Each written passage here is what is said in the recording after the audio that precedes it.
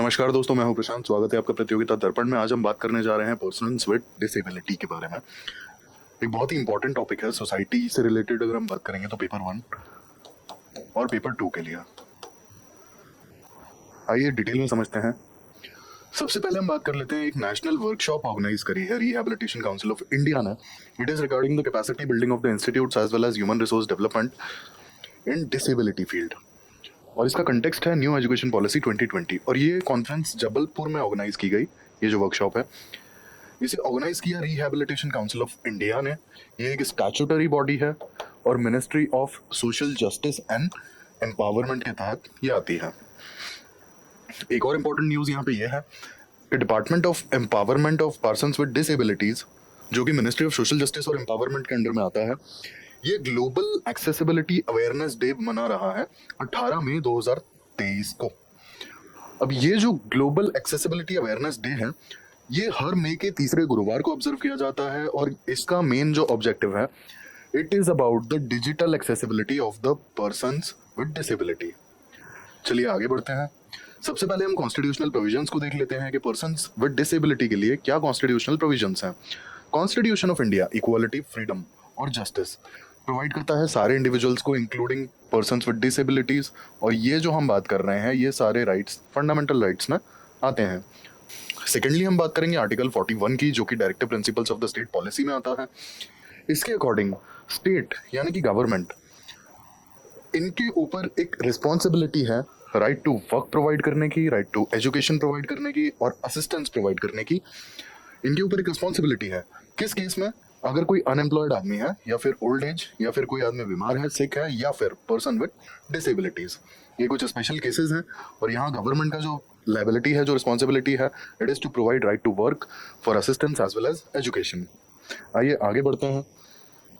अब हम सबसे पहले एक लॉ की बात करेंगे, rights of the persons with disabilities act 2016। ये अमेंड हुआ था। अब अमेंडमेंट के बाद 2016 में यहाँ पे कुछ स्पेसिफाइड डिसेबिलिटीज ऐड कर दी गई और उनका दायरा बढ़ा दिया गया डिसेबिलिटीज का। पहले कुछ डिसेबिलिटीज इसमें काउंट नहीं की जाती थी, बाद में वो भी काउंट होने लगी।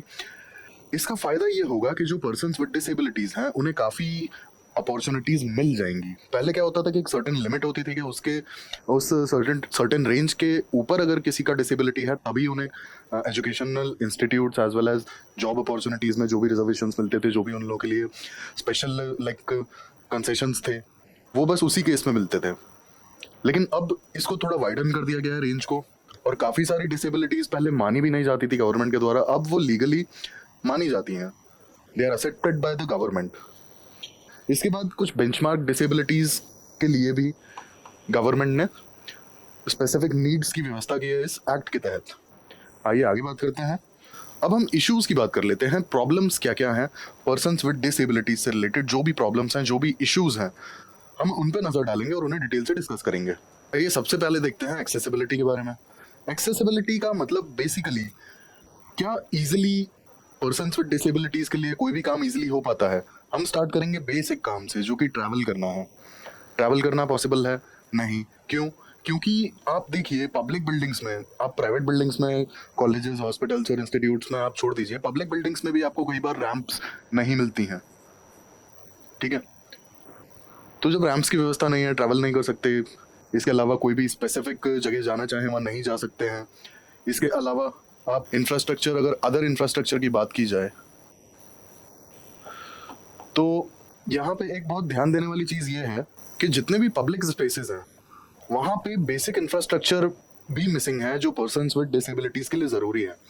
एग्जाम्पल बहुत छोटा सा है, इट्स टॉयलेट। स्पेशल नीड्स के लिए टॉयलेट भी नहीं बनाए गए हैं। जो भी पर्सन्स विद डिसेबिलिटीज़ हैं, उनके लिए टॉयलेट्स तक एक्सेसिबल नहीं है पब्लिक स्पेसेस पे। तो आप समझ सकते हैं कि किस तरीके से एक्सेसिबिलिटी एक बहुत बड़ा इशू है। पब्लिक स्पेसेस पे ना तो आपको रैंप्स मिलेंगे, ना ही कोई इंफ्रास्ट्रक्चर अवेलेबिलिटी है। इसके अलावा टॉयलेट्स जैसी इंपॉर्टेंट चीज़ें भी मिसिंग हैं। तो ये सारा बेसिक इंफ्रा जो कि स्पेशल नीड्स के लिए होना चाहिए, वो नहीं है। सेकंड हम डिस्कस करते हैं एजुकेशन। अब एजुकेशन का जो इकोसिस्टम है, वो यहाँ पे काफ़ी गड़बड़ है। एग्जाम्पल के लिए आप देख लीजिए ब्रेल। ब्रेल का लाइक जो प्रॉपर एजुकेटर्स हैं, स्पेशल एजुकेटर्स ब्रेल वगैरह के लिए, वो काफ़ी कम है।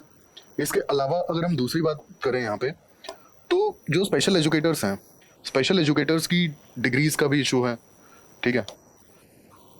बहुत से लोग लाइक इसमें जाना नहीं चाहते हैं इस फील्ड में। इसके अलावा स्पेशलाइज्ड नीड्स के लिए बेसिक इंफ्रास्ट्रक्चर जैसे हमने बात की वो मिसिंग है। स्पेशल स्कूल्स बहुत ही कम हैं, और जो हैं भी वो गवर्नमेंट ऑपरेटेड हैं, ठीक है।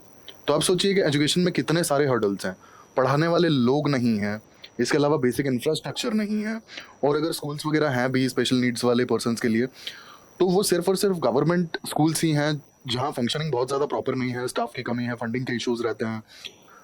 तो एजुकेशन एक बहुत बड़ा इशू है। फिर हम तीसरे इश्यूज पे बात कर लेते हैं, हेल्थ केयर। ये बहुत ज़्यादा इंपॉर्टेंट है। अब हेल्थ केयर पे अगर बात की जाए तो यहाँ पे एक चीज़ ये समझने वाली है कि बहुत सारे जो स्पेशल नीड्स मतलब पर्सन्स विद डिसेबिलिटीज़ हैं, उन्हें कुछ ऐसी डिजीज़ भी होती हैं जो अगर प्रेगनेंसी के ड्यूरेशन में when they were like inside the mother's womb, उस समय पर अगर प्रॉपर केयर या प्रॉपर ट्रीटमेंट दिया जाता तो शायद ये डिजीज ट्रांसफर ही ना होती। Proper treatment, proper checkups. और ये होता क्यों है? क्योंकि अवेयरनेस बहुत ही कम है। इसके बाद मेडिकल इंफ्रास्ट्रक्चर अगर आप देखेंगे तो ये सिर्फ और सिर्फ सिटीज़ में ही अवेलेबल है। जो भी टीयर 1 सिटीज़ हैं या जो बड़ी सिटीज़ हैं, मिलियन प्लस सिटीज़ हैं, वहीं पर प्रॉपर मेडिकल इंफ्रास्ट्रक्चर अवेलेबल है। जो भी टीयर 2 सिटीज़ हैं, टीयर 3 सिटीज़ हैं, विलेजेस हैं, वहाँ तो लोगों को पता ही नहीं पड़ता है, किसी तरह का डायग्नोसिस हो ही नहीं पाता है। बच्चे में किसी तरह की कमी है तो वो पता ही नहीं पड़ती है, क्योंकि डायग्नोसिस नहीं होता, प्रॉपर स्कैन्स अवेलेबल नहीं है, अल्ट्रासाउंड की प्रॉपर लाइक क्लिनिक्स नहीं है। तो ये बहुत बड़ा इशू आता है। इसके बाद स्पेशल नीड्स के लिए जो हेल्थ केयर चाहिए, उसके लिए भी कई बार मतलब होता है इंफ्रास्ट्रक्चर अवेलेबल नहीं होता, डॉक्टर्स अवेलेबल नहीं होते हैं, ठीक है, बहुत ज़्यादा एक्सपर्टीज़ नहीं होती है। तो ये बात की हमने कि पैदा होने से लेकर के और बड़े होने तक उन्हें कितनी सारी प्रॉब्लम्स फेस करनी पड़ती हैं सिर्फ और सिर्फ हेल्थ केयर के लिए। अब अगले इशू पे हम बात करते हैं, वो है social stigma. Stigma as in आप आप ये देखिए कि पीपल विथ डिसेबिलिटीज, आप इनका सर्कल देखिए। नॉर्मल लोग साथ बैठना नहीं चाहते, ये सबसे बड़ा स्टिग्मा है। हमेशा डिस्क्रिमिनेशन होता है, उन्हें हमेशा मार्जिनलाइज करके रखा जाता है, अलग रखा जाता है। And then we people expect के इन लोगों की ग्रोथ और डेवलपमेंट और लाइक गवर्नमेंट इनके लिए कुछ करती क्यों नहीं है, हम ये सारी बातें करते हैं। बट एक्चुअल में अगर आप देखेंगे तो आप इनका फ्रेंड सर्कल देखिए। शायद फ्रेंड सर्कल में आपको कोई नॉर्मल बंदा जो मतलब जो कि डिसेबल नहीं है, ऐसे लोग बहुत कम मिलेंगे। फिर इसके बाद जो होते भी हैं तो as in Indian society as you know कि अगर सपोज एग्जांपल के लिए बता रहा हूँ, नो ऑफेंस, अगर किसी का पैर नहीं है या किसी को एग्जांपल के लिए पोलियो की बीमारी है, तो कुछ लोग तो डायरेक्टली इतने ज़्यादा इंसेंसिटिव है कि वो सीधे ही लंगड़ा बोल देते हैं। These people are so insensitive. ये सीधा सीधा दिखाता है कि कितना डिस्क्रिमिनेटरी माइंडसेट है लोगों का। डिस्क्रिमिनेशन लाइक, और ये बहुत पहले से शुरू हो जाता है। बच्चा जब छोटा होता है, we are talking about people with like disabilities, तो जब ये लोग बहुत छोटे होते हैं तभी से ये डिस्क्रिमिनेशन स्टार्ट हो जाता है। और इन्हें होता है कि नॉर्मल सोसाइटी में, मेनस्ट्रीम सोसाइटी में आने नहीं दिया जाता है। बहुत से लोग इतना भयानक डिस्क्रिमिनेट करते हैं। इसके बाद जो स्लैंग्स यूज होते हैं, लंगड़ा और जो भी X Y Z, they don't even have empathy for them. तो इस तरीके का जो सोशल स्टिग्मा है, जो डिस्क्रिमिनेशन है, वो बहुत ही ज़्यादा होता है और ये बहुत कॉमन है। आप अगर देखेंगे इंडिया में, इट्स प्रीटी कॉमन। एम्पैथी शायद बहुत ही वेल एजुकेटेड लोगों में ही है, otherwise normal people are like they are highly discriminatory. शायद इसीलिए गवर्नमेंट को ये पॉलिसीज लेकर आनी पड़ रही हैं और ये काम करने पड़ रहे हैं, ठीक है। अब हम बात करते हैं कि गवर्नमेंट ऑफ इंडिया ने क्या क्या इनिशिएटिव्स लिए हैं। तो सबसे पहला है accessible India campaign. Accessible India campaign is for people with disabilities. जैसे हमने बात की थी कि एक्सेसिबिलिटी का बहुत बड़ा इशू है, तो यहाँ पे स्पेसिफिकली हम बात कर लेते हैं एक्सेसिबिलिटी, ठीक है, पहला। दूसरा, और ये एक्सेसिबिलिटी इज नॉर्मल। दूसरा आ जाता है ट्रांसपोर्ट एक्सेसिबिलिटी, ठीक है। और थर्ड, इट्स कम्युनिकेशन। ये तीन बेसिक ऑब्जेक्टिव्स हैं एक्सेसिबल इंडिया कैंपेन के। 2015 में इसे लॉन्च किया था। Ministry of social justice and empowerment का एक फ्लैगशिप कैंपेन है ये। अब इसके अगर हम तीनों एस्पेक्ट्स की बात करें तो पहला, जो भी पब्लिक स्पेसेस में एक्सेसिबिलिटी, रैंप्स प्रोवाइड करना, एलिवेटर्स प्रोवाइड करना, ये सारी चीज़ें। Secondly, transport.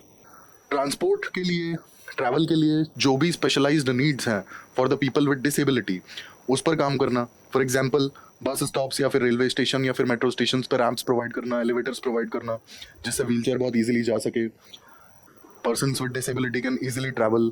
Public transport at least उन लोगों के लिए एक्सेसिबल हो, specially metros, city buses, railways, airports.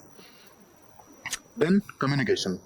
अब यहाँ पे कम्युनिकेशन इकोसिस्टम का जैसे हमने बात की थी कि एजुकेशन सिस्टम में कई बार क्या होता है कि एजुकेटर्स, स्पेशल एजुकेटर्स जो हैं वो काफ़ी कम हैं। इन डिग्रीज में बहुत ज़्यादा लोग हैं नहीं, and if we talk practically बहुत सारे लोग वो करियर ओरिएंटेड वाली बात करके, and many people are like moving towards professional degrees. But special educator के लिए जो स्पेशल डिग्रीज होती हैं, बहुत से लोग सिर्फ मूवी नहीं करना चाहते, तो एजुकेटर्स की काफ़ी कमी है। एजुकेटर्स की कमी है तो आप समझ सकते हैं कि जो भी एज इन ब्रेल या फिर जो साइन लैंग्वेज की जो कम्युनिकेशन है, अगर एजुकेटर्स नहीं होंगे तो हु विल टीच? कौन पढ़ाएगा to the people with disabilities? कौन पढ़ाएगा उन्हें? तो ये एक बहुत बड़ा इशू है। तो ये गवर्नमेंट का एक एस्पेक्ट है, एक ऑब्जेक्टिव है कि इस पर भी काम करना है। स्पेशल एजुकेटर्स की एक फोर्स तैयार की जाएगी जो एटलीस्ट साइन लैंग्वेज और ब्रेल और इन सारी चीज़ों में ट्रेन करेगी to the people with disabilities. Secondly हम बात कर लेते हैं दीनदयाल डिसेबल्ड रिहैब स्कीम।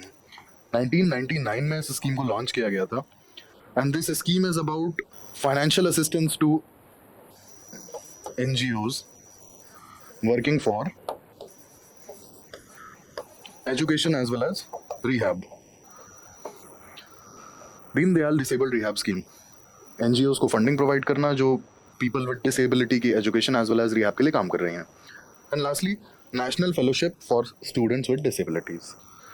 ये कुछ हमने गवर्नमेंट स्कीम्स देखी। आइए ग्लोबल कन्वेंशंस की बात कर लेते हैं। Declaration to full participation and equality of the people with disabilities in Asia and Pacific, Biwako millennium framework, UN convention for protection and promotion of the rights and dignity of persons with disabilities. ये जो तीसरा convention है, यही convention है जिसकी वजह से India में एक्सेसिबल इंडिया कैंपेन को चलाया। This is the one, UN convention on protection and promotion of rights and dignity of persons with disabilities. इसी कन्वेंशन के तहत इसको फॉलो करते हुए इंडिया ने इस कैंपेन को आगे बढ़ाया। अब हम बात कर लेते हैं वे फॉरवर्ड की कि पीपल विथ, हमने इतने सारे इश्यूज देखे for the persons with disabilities. काफ़ी इश्यूज उन्हें फेस करने पड़ते हैं, specially education related, health related, societal stigma related, काफ़ी सारे इश्यूज उन्हें फेस करने पड़ते हैं। तो एक वे फॉरवर्ड पे अगर हम डिस्कशन करें कि इसके लिए एक क्या रास्ता हो सकता है, क्या आइडियाज़ हो सकते हैं जो इन सारी चीज़ों को एटलीस्ट कम करेंगे, तो बात करेंगे सबसे पहले इंक्लूजन पे, सोसाइटल इंक्लूजन। अब यहाँ पे जैसे एग्जाम्पल के लिए एक्सेसिबल इंडिया कैंपेन है, वैसे ही हर पब्लिक स्पेस में एटलीस्ट स्पेशल नीड्स के लिए रैम्प्स, एलिवेटर्स या जो भी और चीज़ें रिक्वायर्ड है उन पे काम होना चाहिए, वो अवेलेबल होनी चाहिए। पीपल विद डिसेबिलिटीज़, उन्हें ऐसा नहीं लगना चाहिए कि सोसाइटी में वो कहीं जा नहीं सकते हैं, चाहे फिर वो मॉल हो या मार्केट हो या कोई भी जगह, वो रेलवे स्टेशन हो, एयरपोर्ट हो, हर जगह पे उनके लिए एक्सेसिबिलिटी की सारी चीज़ें अवेलेबल होनी चाहिए, तभी उन्हें आसानी से इंक्लूड किया जा सकेगा हर जगह पर। सेकेंडली हम बात कर लेते हैं empowering with state of the art technology या फिर कटिंग एज टेक्नोलॉजी, जो भी लेटेस्ट टेक्नोलॉजी है वो। अब यहाँ पे जो भी कटिंग एज टेक्नोलॉजी है वो काफ़ी हेल्पफुल हो सकती है। लाइक एग्जांपल के लिए अगर हम ले लें हियरिंग एड्स हैं, या फिर किसी तरह का प्रोस्थेटिक्स है जो पीपल विद डिसेबिलिटीज़ के लिए बनाया जा सकता है, या फिर कोई मेडिकल डिवाइसेस हैं जो उनके काम आ सकती हैं। तो ये लेटेस्ट टेक्नोलॉजी को यूज़ करके बनाई जा सकती हैं, जिससे काफ़ी बहुत सारे पीपल विद डिसेबिलिटीज़ की हेल्प हो सकती है। एग्जाम्पल के लिए जैसे हमने हियरिंग एड देखा, या फिर प्रोस्थेटिक्स देखा, या फिर अदर कम्युनिकेशन टूल्स की भी बात कर सकते हैं। अब बात कर लेते हैं नॉलेज एंड इक्वालिटी की फॉर एजुकेशन पर्पस। तो यहाँ पे सबसे ज़्यादा नीड है स्पेशल एजुकेटर्स की। स्पेशल एजुकेटर्स के अलावा हम टेक्नोलॉजी की हेल्प ले सकते हैं for the special devices which can be helpful in learning. People with disabilities can learn many things from these technology oriented devices. Special training programmes चलाए जा सकते हैं, स्पेशल कैंपेन्स चलाए जा सकते हैं, फॉर एग्जांपल जैसे एक्सेसिबल इंडिया कैंपेन चलाया था। तो इस तरीके से knowledge, equality and education basis पर काम किया जा सकता है। लास्टली हम बात करते हैं अवेयरनेस एंड सेंसिटाइजेशन। ये एक बहुत बहुत इंपॉर्टेंट मुद्दा है। ये जैसा हमने बात किया था कि सोसाइटी में discrimination, marginalisation, stigma, societal stigma, ये सारी चीज़ें बहुत ही कॉमन है, स्पेशली इन इंडिया, जहाँ तो लोग शायद किसी की डिसेबिलिटी से ही उसे बुलाते हैं उसी नाम से। एग्जाम्पल मैंने बताया था, नो ऑफेंस, अगर फॉर एग्जाम्पल लंगड़ा, तो this type of mindset people are having.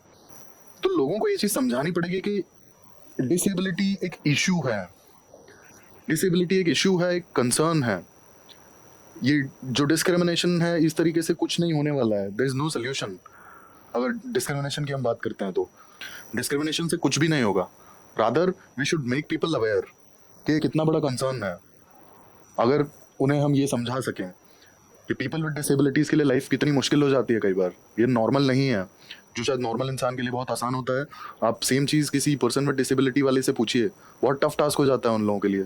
जो नॉर्मल चीज़ें हैं लाइफ की उन्हें फॉलो करना, डेली लाइफ रूटीन को फॉलो करना, जो काम शायद चुटकी बजा के हो जाना चाहिए वो उन लोगों के लिए कितना बड़ा होता है। तो बेसिकली अवेयरनेस, लोगों को अवेयर करना about how to be like empathetic towards people with disabilities, उनके लिए एक एम्पैथी और एक सिंपैथी रखना, स्टिग्मा और डिस्क्रिमिनेशन बिल्कुल भी नहीं, इससे दूर रहना। कैंपेन्स ऑर्गेनाइज किए जा सकते हैं, कम्युनिटीज़ को सेंसिटाइज किया जा सकता है, और बहुत सारे ऐसे रास्ते निकाले जा सकते हैं। People should be made aware and they should be sensitive towards the people with disabilities and their special needs. Special educators भी अवेयर कर सकते हैं लोगों को कि कितना टफ टास्क होता है पीपल विद डिसेबिलिटीज़ के लिए लाइफ में चीज़ें करना, बहुत मुश्किल हो जाता है उन लोगों के लिए कई बार, और स्पेशली इतने सारे डिस्क्रिमिनेशन और इतने स्टिग्मा के बाद उनका लाइक मेंटल हेल्थ कैसा हो जाता होगा। So people should be made aware about this issue. तो ये हमने डिस्कस किया पीपल विद डिसेबिलिटीज़ के बारे में, कॉन्फ्रेंस के बारे में, इंडिया में क्या क्या लॉज एंड रेगुलेशंस हैं, क्या इश्यूज़ हैं, क्या वे फॉरवर्ड हो सकता है, और क्या गवर्नमेंट ऑफ इंडिया क्या इनिशिएटिव्स चला रही है। तो ये सारा एक होलिस्टिक डिस्कशन था आज का। ऐसे ही इन्फॉर्मेटिव वीडियोज़ के लिए हमारे साथ जुड़े रहिए। Thank you, thanks for watching.